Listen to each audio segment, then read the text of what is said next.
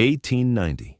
Sydney. A relationship between an Aboriginal and a white woman was illegal, dangerous, impossible. But Eleanor and Yannick's love was stronger than all obstacles. This is their story.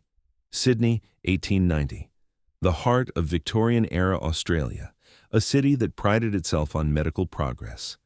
But it was also a place where social classes and races were separated by strict lines, and crossing those lines had serious consequences.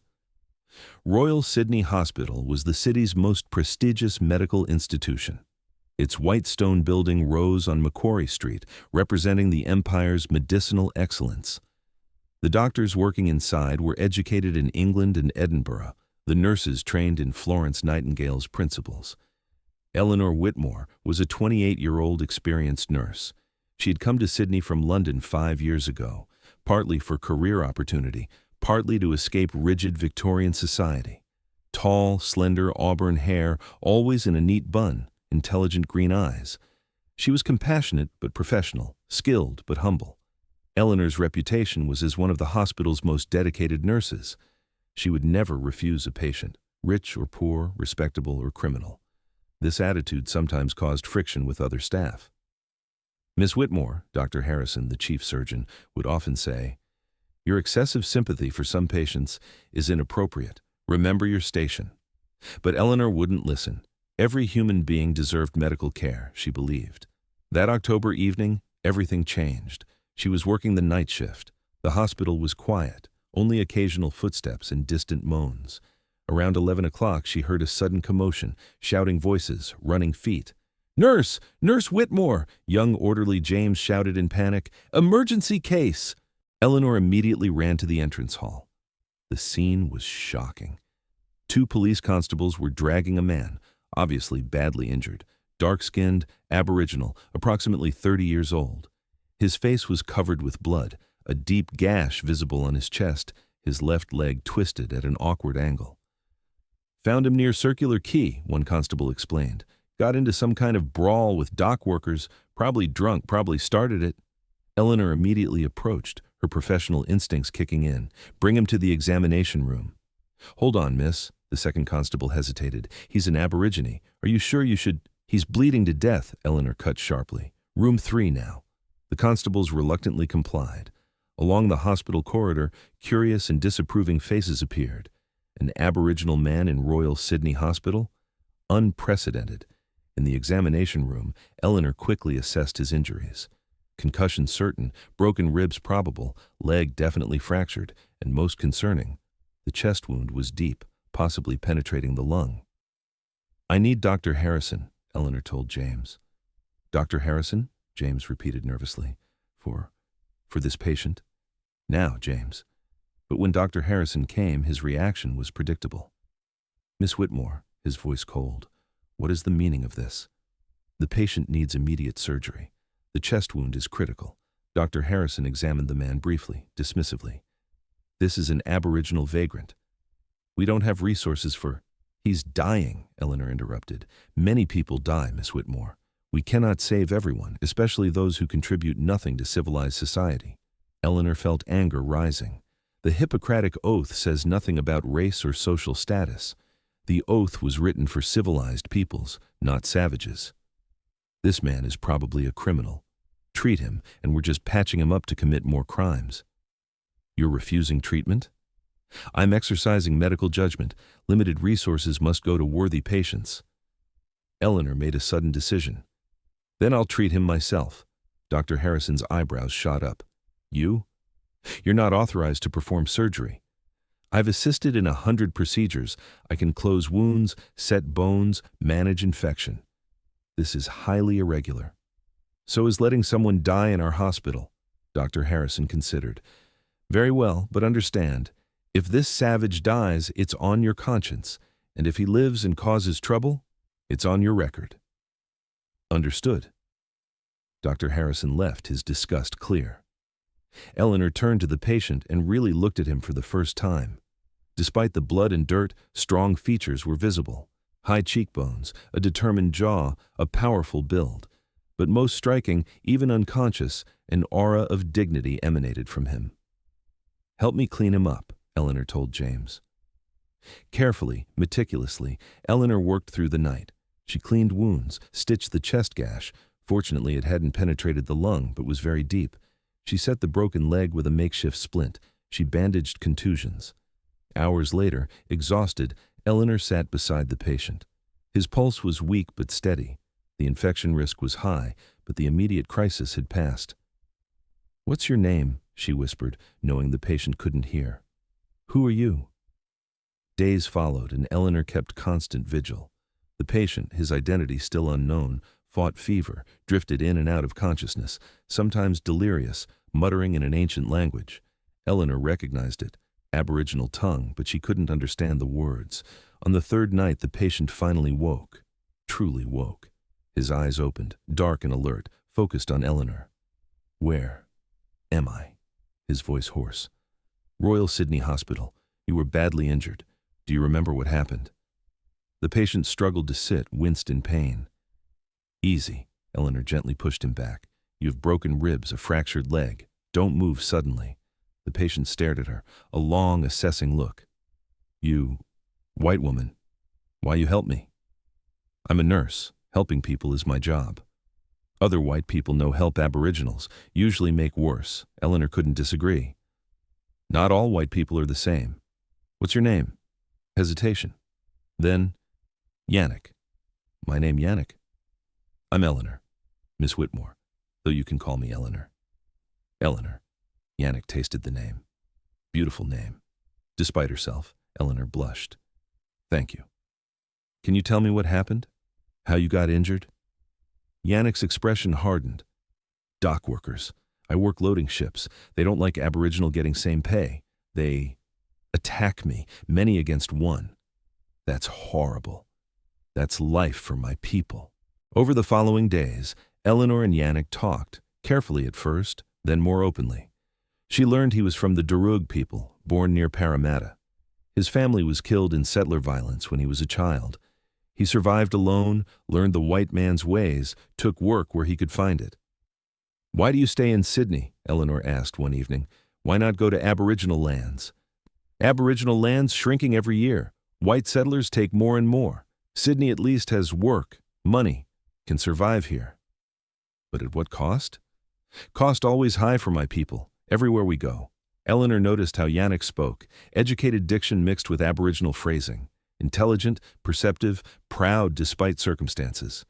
And Yannick noticed Eleanor, her gentleness, her defiance of the hospital hierarchy, her genuine interest in him as a person, not a curiosity specimen.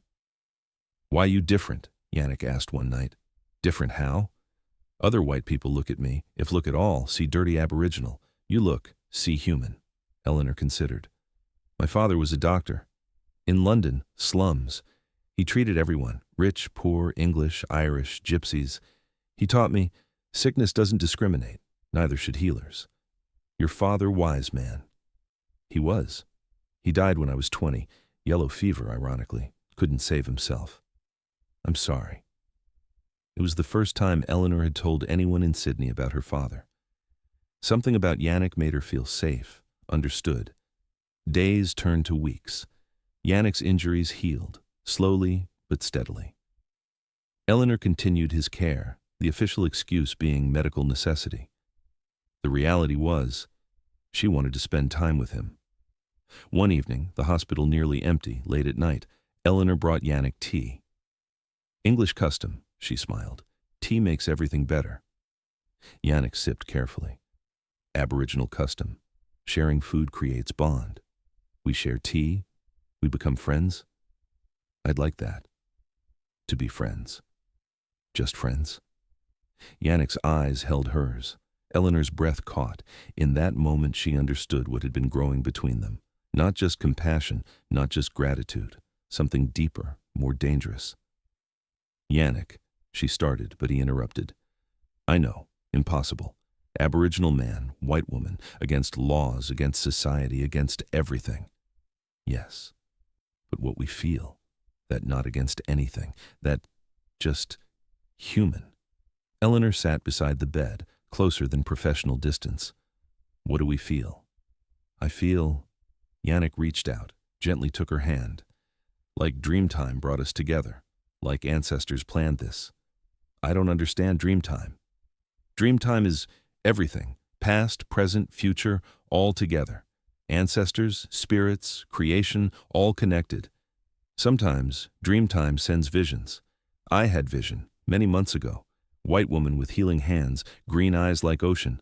Thought was just dream. Then you saved my life and I realize vision was you. Eleanor shivered. I had a dream too, before you came. An injured man, dark skin, strong spirit. He needed my help. I thought it was just anxiety about work. Or maybe it was Dreamtime, telling us we belonged together. They sat in silence, hands touching, understanding the weight of what they felt. This cannot be, Eleanor whispered. I know. If anyone finds out, I know. You could be arrested. I could lose my position. We could both. I know, Yannick squeezed her hand, but knowing danger doesn't make feeling disappear. The next weeks were torture. Yannick healed enough to be discharged. The hospital administration was eager to be rid of the Aboriginal problem. But Eleanor and Yannick couldn't stop thinking about each other. Eleanor arranged, secretly, for Yannick to stay at a boarding house she knew. It was run by Mrs. Chen, a Chinese widow who didn't judge. She paid the rent from her own savings. They met carefully, secretly. Parks at dusk, quiet streets, hidden corners. They talked endlessly about their lives, their worlds, their impossible situation. Tell me about Dreamtime, Eleanor asked one evening, sitting by the harbor, hidden behind rocks. Yannick thought carefully.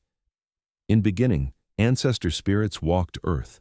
They created mountains, rivers, animals, people. Then they went into land, into sky, into water. But they still there, still watching, still guiding. Dreamtime is not past, is always happening. Every rock, every tree, every animal has spirit connection. It's beautiful, Eleanor breathed. Your people have similar stories. Bible talks about creation, about God making world. But we don't see God in nature anymore. We see resources, property, things to exploit. This is sad. When you lose connection to land, you lose part of soul. Their relationship deepened, emotionally, spiritually, and eventually, physically. The night they first kissed under the stars, away from city lights, felt like the universe approving. This is madness, Eleanor murmured against his lips. Best kind of madness, Yannick replied. But reality couldn't be ignored. Whispers started. Hospital staff noticed Eleanor's distraction. Someone saw her near the boarding house where Yannick stayed. Dr. Harrison confronted her one morning. Miss Whitmore, disturbing rumors have reached me. Rumors, sir, regarding inappropriate association with that Aboriginal patient. I helped arrange boarding for him. A charitable act. Charity should not extend to frequent visits. People are talking. Your reputation in the hospitals is at risk. I'm not doing anything wrong. Perhaps not legally. But morally? Socially? This crosses lines, Miss Whitmore. The warning was clear, but Eleanor couldn't stop. Love had taken root too deeply. The crisis came 3 months after Yannick's discharge. Police raided the boarding house, an anonymous tip about immoral activities. They found Yannick, found evidence of Eleanor's visits.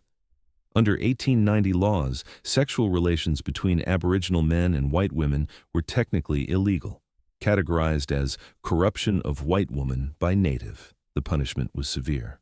Yannick was arrested. Eleanor was called to the police station. Miss Whitmore, Inspector Crawford, his eyes cold. You're not under arrest. Yet. But we need a statement about your relationship with the Aboriginal suspect. Relationship? Don't play innocent. We have witnesses.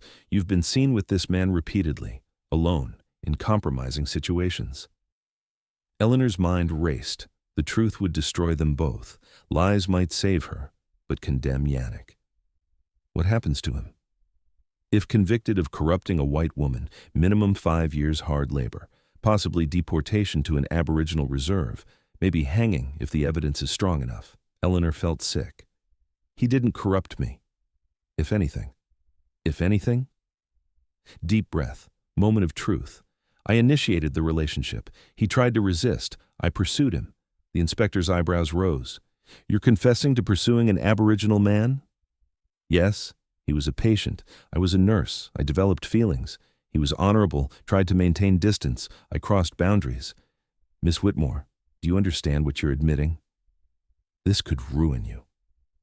I understand. But truth is truth. The inspector studied her. You're either very brave or very foolish. Perhaps both. And if I asked you to end this relationship, testify against him, you'd have a clean record. I can't testify against someone who did nothing wrong, and I won't end a relationship based on unjust laws. Then you're finished in Sydney. The hospital will dismiss you, society will shun you, and that Aboriginal, he's still going to prison. Eleanor's heart broke, but she stood firm. Then we'll both pay the price for loving each other. The case proceeded. The hospital dismissed Eleanor immediately. Moral turpitude. The medical community blacklisted her. Former friends turned away. The church condemned her. But unexpected allies appeared. Mrs. Chen testified. Yannick was always respectful. Eleanor was always proper. Their relationship, while unusual, was not immoral. Surprisingly, Dr. Harrison, despite his disapproval, testified that Yannick had been a model patient. Eleanor had been an exemplary nurse. I don't approve of this relationship, Dr. Harrison stated in court, but I cannot allow falsehoods. This man did not corrupt Miss Whitmore. If anything, she corrupted herself, but even that's wrong. Two adults made a choice. Unwise? Yes. Criminal? No. The trial became a sensation. Newspapers covered it extensively. Public opinion was divided. Some called Eleanor a fallen woman. Others admired her courage. The Aboriginal community, usually voiceless in white courts, showed support. Elders attended the trial, silent but present. The message was clear. Yannick was one of them, and they stood with him. The judge, surprisingly progressive for the era, struggled with the verdict. This is a difficult case, he finally pronounced. Laws clearly prohibit certain interactions between races, but evidence shows a consensual relationship between adults.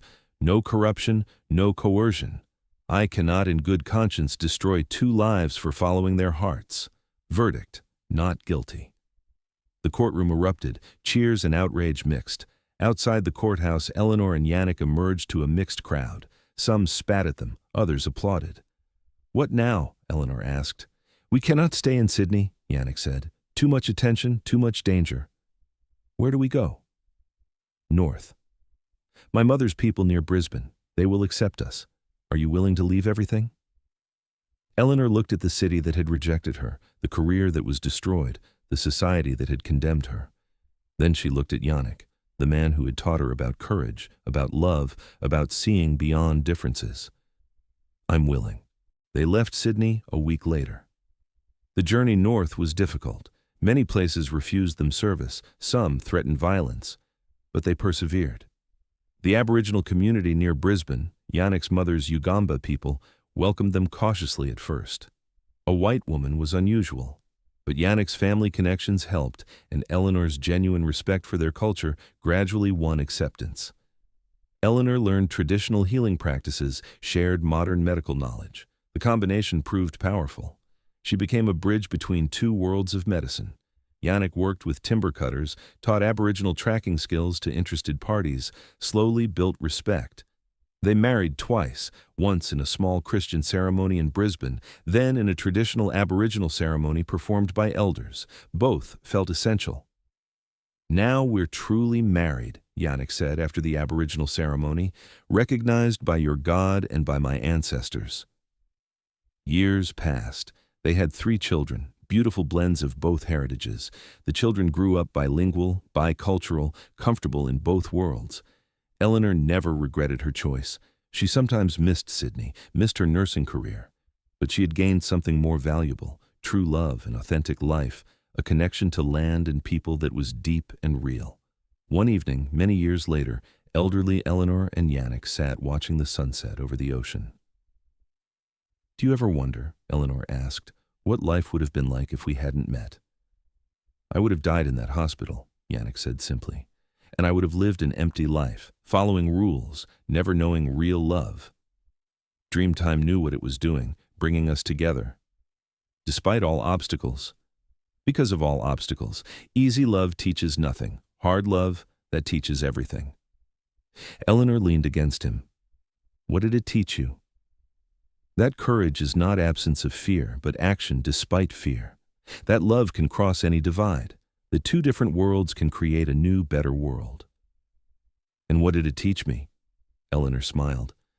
That rules made by humans can be wrong. That the heart knows truths society cannot see.